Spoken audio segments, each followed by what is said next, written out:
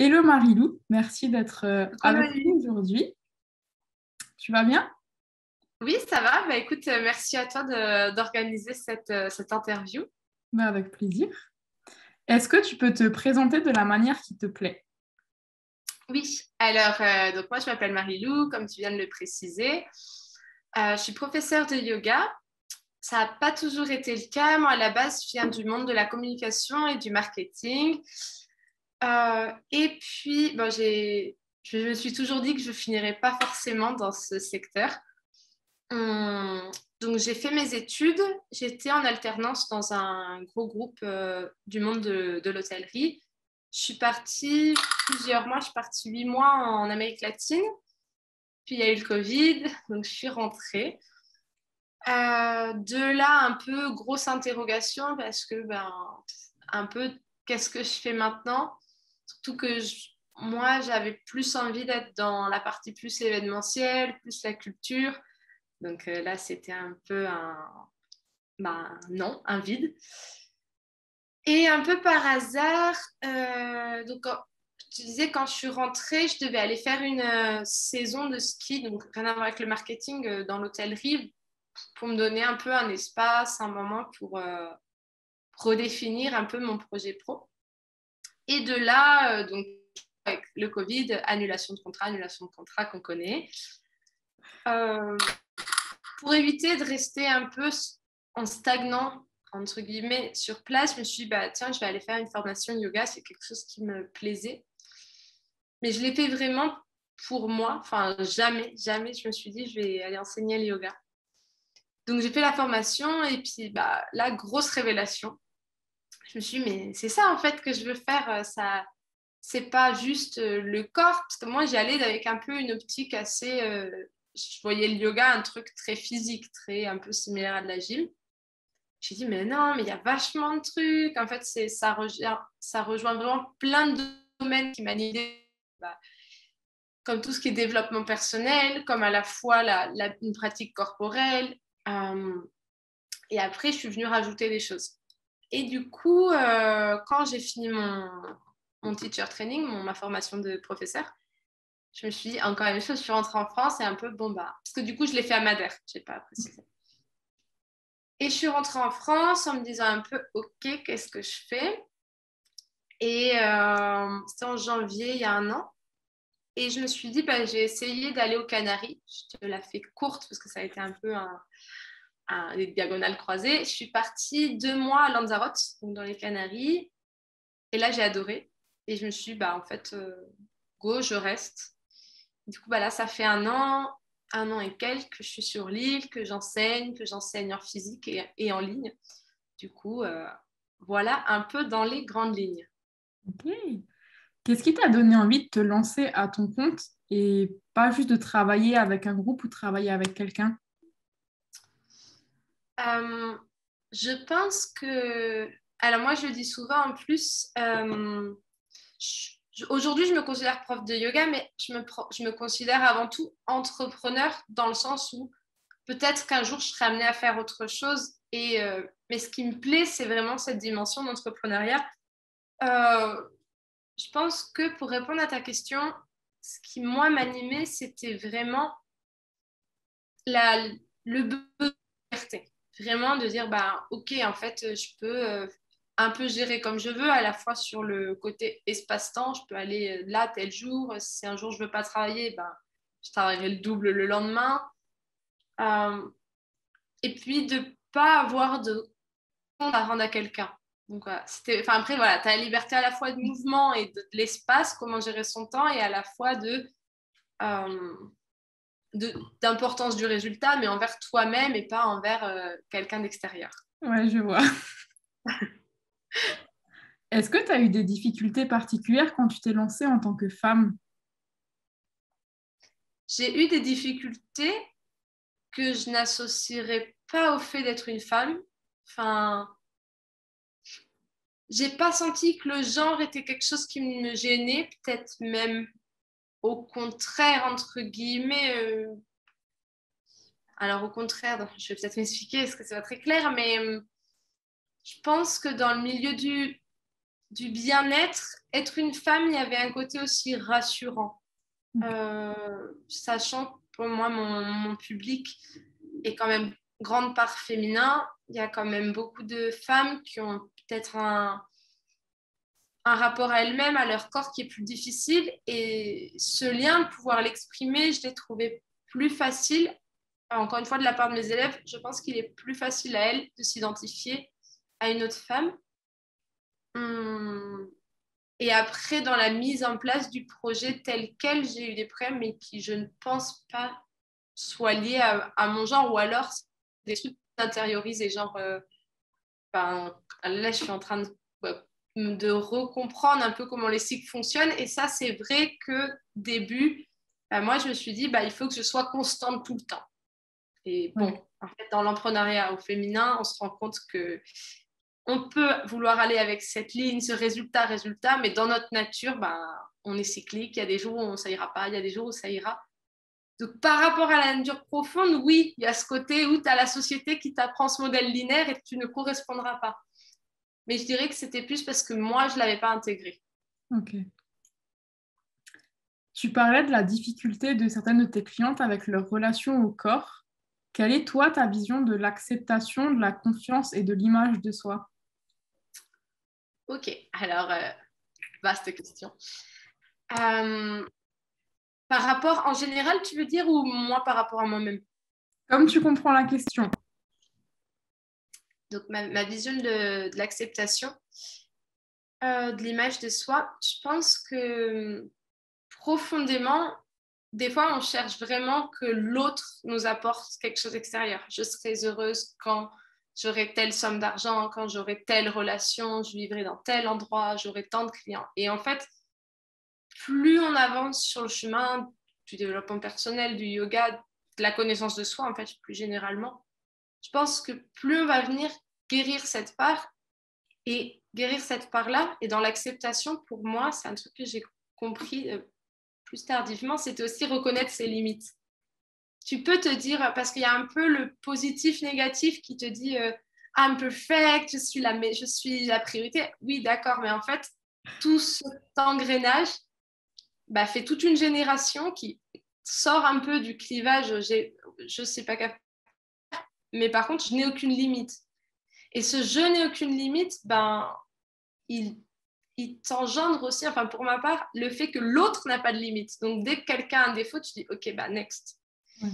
Pour moi, l'acceptation de soi, c'est ça, c'est ok, j'ai mes limites, j'ai pas besoin d'être parfaite, ni pour réussir, ni pour être aimée, et en fait, j'ai le droit à un moment de l'exprimer, cette limite, de dire là, je suis pas d'accord, là, j'ai ce besoin-là, sans forcément être dans la peur que l'autre va te rejeter.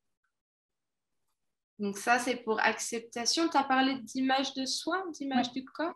D'image de soi, ouais. Image de soi. Alors, je pense que l'image de soi, c'est être capable de se regarder dans le miroir, enfin dans le miroir entre guillemets, mais la partie ombre et la partie lumière, entre guillemets, ça fait grand concept et tout ça, mais c'est de dire, ok, j'ai telle qualité, j'ai tel défaut, mais en fait, ce défaut, il a toujours son pendant positif. Je sais pas, tu es quelqu'un de hyper têtu. Le côté positif, tu as peut-être été ce côté têtu, ça a peut-être amené à ce que tu sois persévérant, que tu as réussi certaines choses sur ton chemin entre-temps. Enfin voilà, ce défaut, il a sa raison d'être et comme tout, il a sa partie qui t'a amené du bien. Et pour moi, c'est vraiment ça, l'image de soi, d'être capable d'avoir un peu cette transparence avec soi-même, d'une vue globale, entre guillemets, de qui on est. Ok, cool. J'ai vu que toi, tu communiquais beaucoup sur les réseaux sociaux. Est-ce que tu utilises ton image, du coup, pour illustrer tes propos en général, pour illustrer des posts ou des vidéos ou des choses comme ça? Oui, alors j'ai eu pas mal de difficultés. Moi, il y a encore moins d'un an, sur Instagram, j'étais un peu anti-réseau. Alors c'est drôle parce que du coup, moi j'ai quand même étudié marketing digital, ça n'a rien à voir. Et j'étais contre un peu ce côté-là. Après, je me suis dit, OK, c'est un outil. En plus, c'est un bel outil. Il faut que tu sortes un peu de ces pensées limitantes qui te disent que c'est superficiel. Donc, bon, j'ai un peu fait mon travail là-dessus, travailler l'image, travailler de bas. En fait, si quelqu'un te juge sur ton image, OK, c'est pas grave. Et plus je me suis livrée en sincérité, plus j'ai eu des retours positifs. Après, effectivement, je pense que ça arrive à tous. Il y a un jour où tu vas vouloir donner du contenu hyper Instagrammable, tu te mets des heures à faire un reel que tu dis, ah mais ça a trop bien marché. En fait, tout le monde s'en fiche. Donc oui, plus j'ai vu que ça, de parler avec le cœur, c'était plus facile. Après, pour rebondir sur ta question, moi j'ai eu un problème, une difficulté. Au tout début d'Instagram, je me suis mise sur Instagram, j'ai un peu eu un dilemme dans le sens où je voulais prôner un yoga hyper inclusif et je correspondais un peu en disant non mais le yoga c'est pas seulement pour tel physique. Le problème c'est que je n'incarnais pas forcément mon message en disant c'est pas juste être une fille mince, souple. Bon, je vais pas dire malheureusement, j'ai la chance de pouvoir correspondre peut-être à un modèle. Enfin, je sais pas si on peut parler de chance ou pas, mais du coup, au début, je me suis dit, je vais pas pouvoir mettre des postures complexes. Donc, j'étais un peu entre ce truc, il faut que ça reste accessible, et un peu tiraillée. Oui, mais regarde, ça vend bien. Alors, qu'est-ce qu'on fait? Puis, je me suis dit, c'est comme tout, c'est pas blanc ou noir. Aujourd'hui, tu peux pas t'excuser d'être qui tu es. Et en fait, tu as le droit de représenter peut-être une case plus privilégiée. Tant que tu en es consciente et tant que ton message reste cohérent avec qui tu es, c'est pas grave. Tu n'as pas besoin d'être toujours dans une case peut-être qui subit plus de préjudice. C'est pas grave si tu es dans cette case-là. Et du coup, je l'ai accepté, je l'ai intégré et voilà, aujourd'hui, c'est quand même un peu plus fluide ce côté-là. Est-ce que tu aurais des conseils justement pour les personnes qui se disent, voilà, on est dans des cases, on n'a pas le choix, c'est comme ça, c'est la société qui nous le dit. Est-ce que tu aurais justement des conseils pour te dire, non, c'est bon, mets ça de côté et finalement fais ce qui te fait vibrer? Tu veux dire par rapport au yoga, par rapport à l'entrepreneuriat ou En mais général, ouais. des cases qui toucheraient au stéréotype, par exemple ou... Là, tu parlais du coup dans ton domaine sur le yoga, comme quoi tu étais dans une certaine case, la femme mince, tout ça, et que du coup c'était compliqué dans ta communication, que tu étais tiraillée entre les deux. Si tu as des tips, du coup, tu vois, pour réussir à faire des choix quand on a justement deux choses qui nous tiraillent, en fait. Ouais, c'est une bonne question. Je pense que, en fait, ne pas hésiter à faire une pause. Si on commence à sentir qu'on est un peu désaligné, un peu, on sent que je dois dire ce message, j'aime pas, ok, mon premier conseil, ce serait vraiment ok, arrête-toi, pause, euh, essaie de comprendre où est la dissonance. Alors, chacun aura sa méthode. Moi, je sais que j'écris beaucoup, donc j'ai peut-être essayé d'écrire. Peut-être que chacun va un peu trouver ses outils. Quelqu'un peut se faire un tableau plus, moins, voilà, un peu. Essayer de voir, ok, quel est mon message? Qu'est-ce qui est important que je dise? Et après, un peu comprendre, ok, et pourquoi je le dis pas? Et un peu toujours la fameuse boucle des questions du pourquoi. Ok, mon message, c'est de dire que le yoga, c'est pour tout le monde. Je ne veux pas le dire parce que je suis souple, n'importe quoi. Pourquoi je ne pourrais pas le dire? Et là, tu vois, ok, parce que je ne me sens pas légitime. Donc, est-ce que c'est le message pas légitime ou est-ce que c'est moi? Est-ce que c'est vraiment moi ou est-ce que c'est la croyance que j'ai de moi? Donc, un peu tout ce travail de venir extraire en disant pourquoi, enfin, essayer de vraiment voir, de se différencier du message qu'on veut faire passer et de nous-mêmes. Souvent, on est hyper émotionnel avec notre business. Non, mais tu comprends pas là, mais je vais me faire juger sur... Oui, ok. C'est le message que tu veux faire passer ou est-ce que c'est toi que tu veux faire vendre? Si c'est toi que tu veux vendre, réfléchis au pourquoi, parce que tu ne te vendras pas toi en tant que personne. Ce que tu vas transmettre, c'est une idée, une croyance, une pratique, un service selon ce que tu proposes, mais ce n'est pas toi. Et je pense que vraiment dissocier le oui, nous sommes notre entreprise fondamentalement, grandir dans son entreprise sans faire de travail personnel, c'est impossible parce que tu auras les doutes dans la tête. Pourquoi je n'ai pas assez de clients? Pourquoi moi? Donc, tu vas devoir le faire, ce travail, mais dissocier, ok, c'est important, c'est le message qui passe ou c'est que je me fasse valoriser quand je dis ce message? Et si je peux résumer, je dirais un peu comme dans beaucoup de choses dans la vie, c'est mettre de la conscience sur ce que tu fais. Pourquoi je fais ça? Et voilà, ce que je disais un peu le fil, venir rechercher l'origine. Ok, top. Pour en revenir du coup aux photos, est-ce que c'est important pour toi d'avoir des photos en mode vraiment pro avec un photographe et tout ça? Ou est-ce que le côté vraiment spontanéité, je sors mon téléphone et je me filme ou je fais une photo, c'est plus important? Alors, je suis un peu partagée. Je suis un peu partagée parce que, oui, je pense que l'authenticité est importante. Enfin, je vois travailler 15 minutes une story. Bon, je pense que tout le monde a fait sa première story, a dû mettre 35 minutes à chercher la lumière, les cheveux, le truc. Je suis d'accord. Mais si on ne veut pas être l'esclave d'Instagram, mais qu'on veut communiquer, je pense qu'à un moment, on est obligé de lâcher un peu. Après, à titre perso, c'est vrai qu'Instagram, alors là, je parle d'Instagram, si je parlais d'un autre réseau, ce serait encore un peu différent, mais Instagram étant un réseau visuel, malheureusement, ça va vite.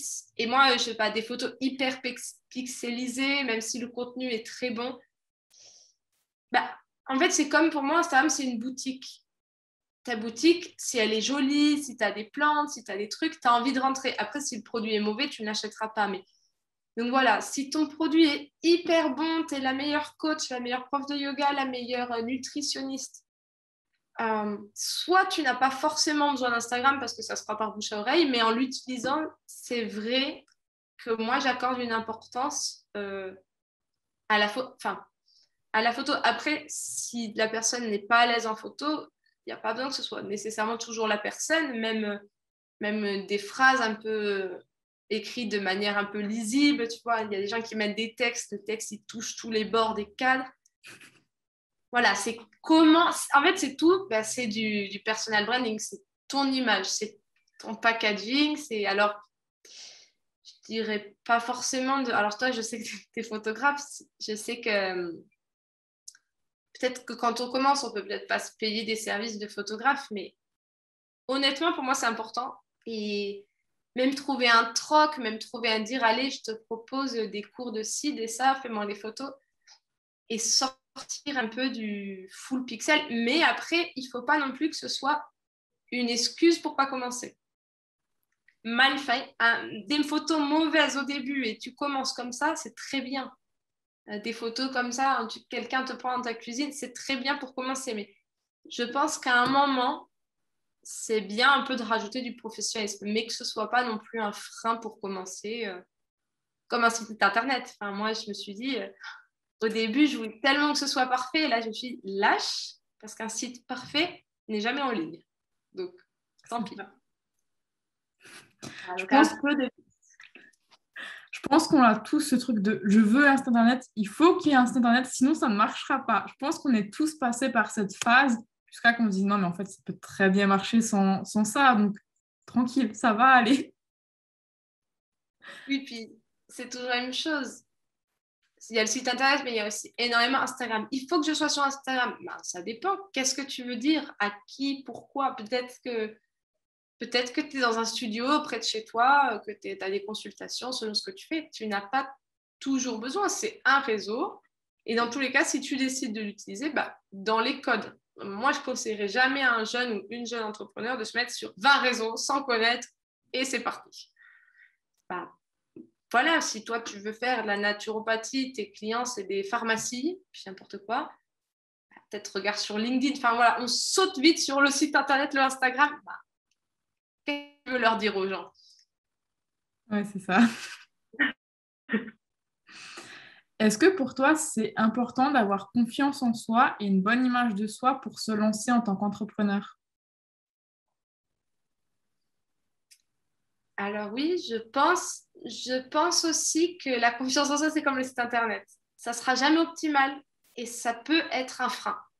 Je me lancerai quand j'aurai confiance en moi. Ben, c'est parce que je me lance que j'ai confiance en moi et c'est parce que j'ai confiance en moi que Enfin, c'est un cercle virtueux, vertueux, vertueux. Donc oui, il faut un minimum de confiance en soi ou de courage ou de certitude de son message, peu importe quel angle tu prends. Mais je pense que oui, mais qu'à la fois, c'est quelque chose qui va se développer et qui en plus, la confiance en soi, c'est cyclique. Il y a un jour, tu te lèves, t'es la queen du monde, t'as hyper confiance en toi. Le lendemain, t'es au bout de ton lit et tu sortiras pas et il n'y a rien qui va. Et je pense que tu peux être le meilleur entrepreneur, la meilleure entrepreneur du monde.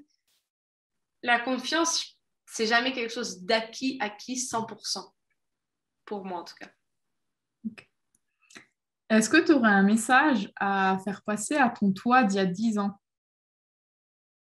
Mon moi d'il y a 10 ans, ben, je lui dirais, bonne question, je lui dirais sûrement ok, ben, là tu testes, tu fais tes expériences, tu sais pas où la vie te mène, mais en fait, c'est pas grave. Et peut-être que tu sauras jamais, et peut-être que ce truc d'avoir une mission de vie, un chemin, bah, peut-être que ça n'existe pas. Et en fait, juste fais confiance à la vie. Tu vas prendre des expériences qui n'ont rien à voir les unes avec les autres. Tu vas faire des trucs rien à voir, mais un jour, tu arriveras, tu reconnecteras les points. Et en fait, ce que tu auras vu comme des erreurs, ça va faire sens en fait plus tard. Donc juste fais confiance, avance et peut-être, je dirais peut-être aussi prends ton temps. Ne cours pas, tu dois pas tout faire tout de suite, donc prends ton temps et écoute-toi.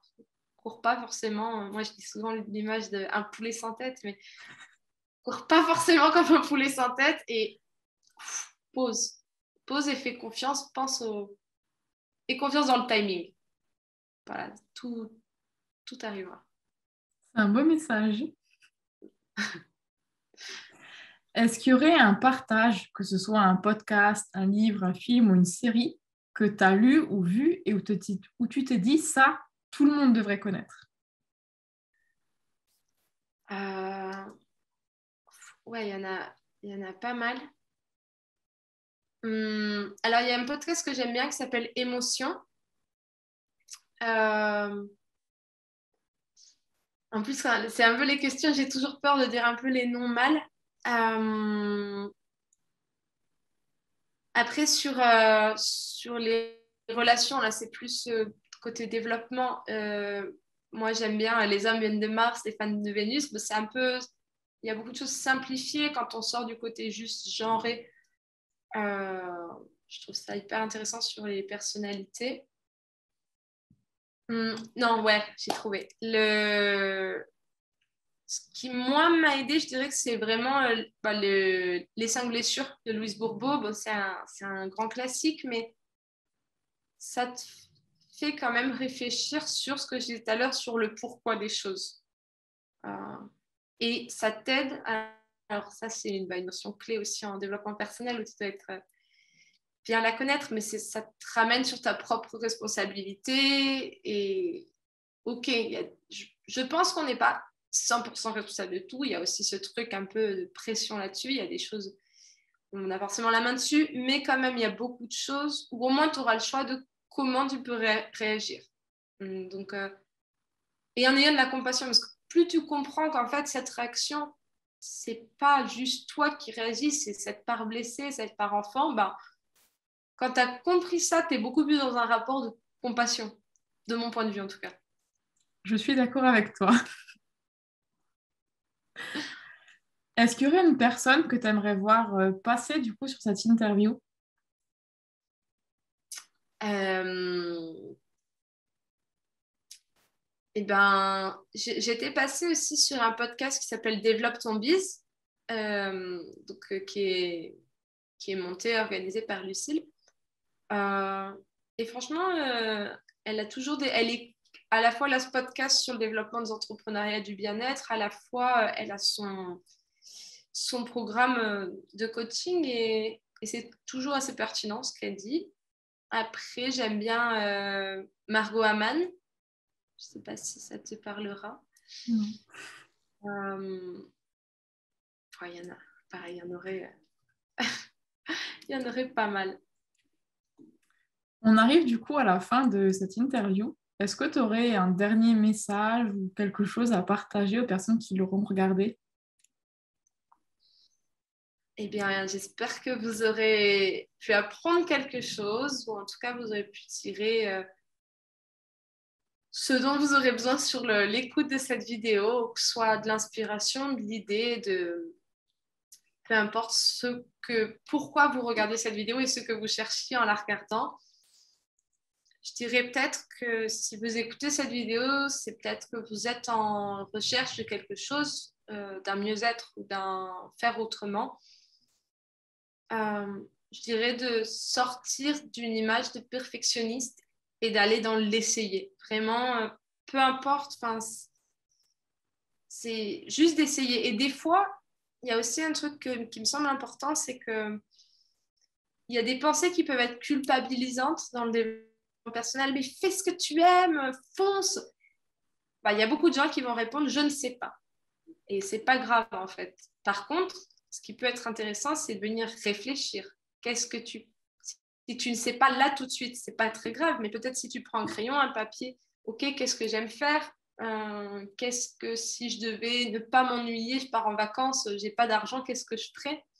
Parce qu'il y a beaucoup de gens, ils le mettent à l'argent. Oui, mais moi, je ferais le tour du monde. Bon. Donc voilà, qu'est-ce que tu ferais si tu avais 5 jours de ton temps avec un budget de 15 euros? Et voilà, essayer de retrouver ce qui peut nous faire plaisir parce que je trouve que c'est plus facile en faisant des petites étapes par petite étape que juste le traditionnel. Mais trouve ce que tu aimes et fonce. Oui, alors, c'est bien. Mais pour tous ceux qui ne l'ont pas trouvé, c'est aussi OK. Et juste prenez le temps de le trouver. Voilà. Génial. Je pense que l'excuse de si j'étais riche, je ferais le tour du monde, c'est la même excuse de je ne peux pas commencer, j'ai pas de site internet. C'est juste Ouais. une excuse pour pas en fait chercher le vrai problème. Oui, puis je veux dire, c'est une excuse dans le sens où moi je dis toujours, tu n'auras jamais temps et argent en même temps. Donc à un moment, est-ce que pour toi le voyage c'est important? Comment tu veux voyager? Tu veux voyager dans du confort, dans un certain accès à tout, peut-être un certain, peut-être pas luxe, mais voilà, un confort, je respecte. Eh bien, peut-être que si ça, c'est vraiment important, et c'est travailler le maximum, mets cet argent de côté et mets-toi une deadline. Ou peut-être que le confort, c'est pas si important, tu veux partir maintenant et tu veux partir longtemps, mais lis sur des blogs, rends-toi compte qu'avec 200 euros, tu peux aller un mois en Asie et faire du volontariat comme réceptionniste.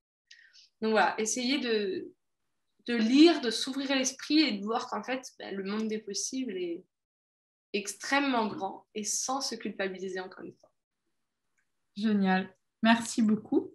Merci d'avoir pris ton temps du coup pour répondre à mes questions.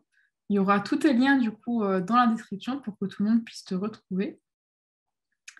Et puis voilà, on se dit à très bientôt. Je vais juste te les dire à l'oral s'il y avait la flemme de lire. Vous pouvez me retrouver du coup, sur Instagram, sur Marilou Yoga. Donc Marilou, c'est Marilou. Et aussi sur le site internet, parce que c'est l'excuse, mais je l'ai quand même fait. Du coup, c'est marilouyoga.com et sur tous les autres réseaux. En tout cas, merci beaucoup Noémie pour t'avoir pris ce temps. N'hésitez pas si vous avez des questions sur le yoga ou quoi, ou des cours en ligne, je suis là. À très vite. À très vite, merci.